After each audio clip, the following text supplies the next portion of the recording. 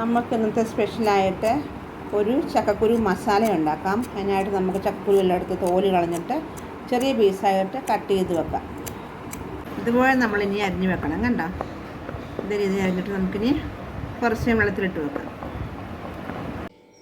നമുക്കിനി വേവിക്കാൻ വെക്കാം. ഇത് കുറച്ച് വെള്ളം ഒഴിച്ച് വേവിക്കാൻ വെച്ചേക്കുവാണ്. നന്നായി വെന്ത് തരട്ടെ. അതിനുശേഷം നമുക്ക് ബാക്കി കാര്യങ്ങൾ ചെയ്യാം. ഓക്കെ, നമുക്കത് നന്നായി വന്നിട്ടുണ്ട്, കണ്ടില്ലേ? ഇത് എടുത്ത് മാറ്റി വയ്ക്കാം.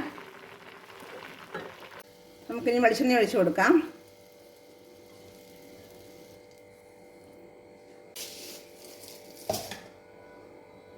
കടുകിടാം. പട്ട, ഗ്രാമ്പൂ, ഏലക്ക ചേർത്ത് കൊടുക്കാം. ഇഞ്ചിയും വെളുത്തുള്ളിയും ചതച്ചത് ഇട്ട് കൊടുക്കാം. നന്നായി വഴറ്റി കൊടുക്കാം. സവാള ചേർത്ത് കൊടുക്കാം.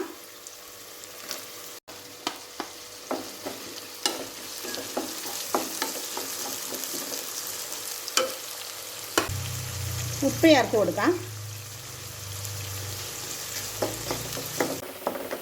ഇനി നമുക്ക് തക്കാളി ചേർത്ത് കൊടുക്കാം.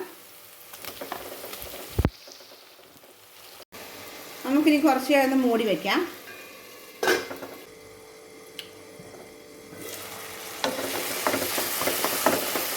നമുക്കിനി അടുത്തായിട്ട് പൊടികൾ ചേർത്ത് കൊടുക്കാം.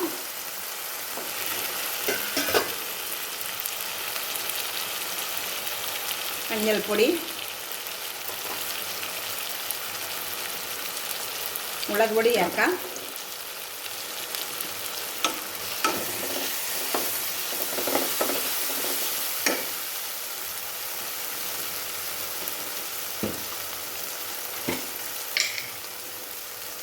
മല്ലിപ്പൊടി ചേർത്ത് കൊടുക്കാം.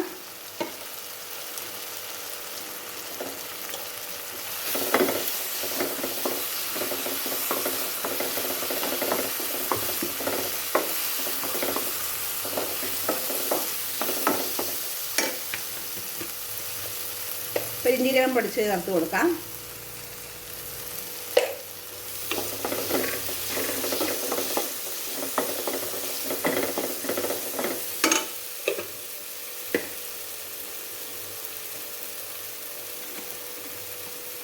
അടുത്തതായിട്ട് കുറച്ച് ചിക്കൻ മസാല ചേർത്ത് കൊടുക്കാം. നന്നായി വഴറ്റി കൊടുക്കാം.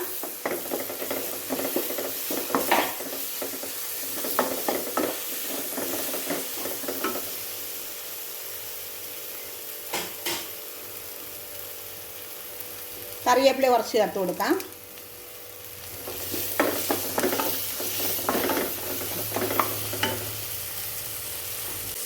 നമുക്കിനി കുറച്ച് തേങ്ങാക്കൊത്ത് ചേർത്ത് കൊടുക്കാം.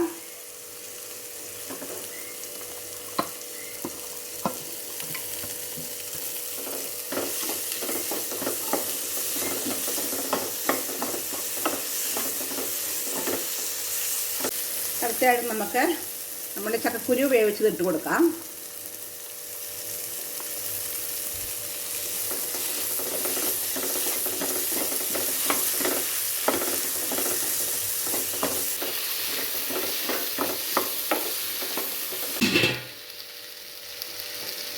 നമുക്കിനി കുറച്ച് വെള്ളം ചേർത്ത് കൊടുക്കാം.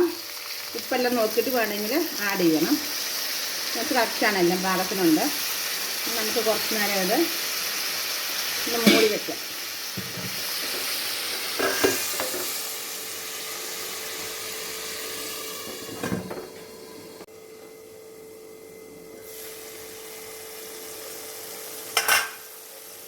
നമുക്കിനി ഫൈനലായിട്ട് കുറച്ച് ഗരം മസാല ഇട്ട് കൊടുക്കാം.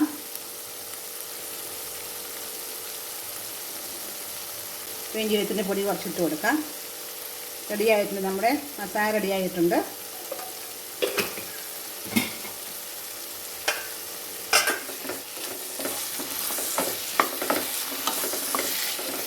നമുക്ക് സ്റ്റവ് ഓഫ് ചെയ്യാം.